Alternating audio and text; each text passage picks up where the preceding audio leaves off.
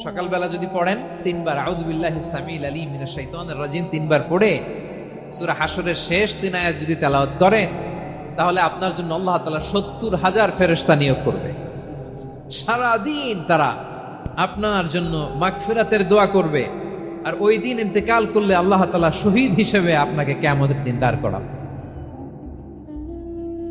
আবার সন্ধ্যাবেলায় যদি পড়েন, সারা রাতের জন্য 70,000 ফেরেশতা মাগফিরাতের দোয়া করবে।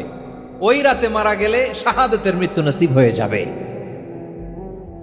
আযকারুস সাবাহি ওয়াল মাসা, সকাল সন্ধ্যার যে জিকির, এই জিকিরের অন্তর্ভুক্ত করে নেবেন এই ওয়াজিফাটা। যে হাদিসটা বর্ণনা করলাম সুনানে তিরমিজির হাদিস, যদিও হাদিসটা সনদের দিক থেকে দাঈফ, কিন্তু মুহাদ্দিসিন ইকরাম বলেছেন যেহেতু এটা ফাজাইলুল আমালের হাদিস, এটা পড়ার ক্ষেত্রে কোনো নিষেধাজ্ঞা নাই, এটা পড়া যাবে। সো সকাল সন্ধ্যা যদি সুযোগ হয় এই ওয়াজিফাটা যেন আমরা পড়ি।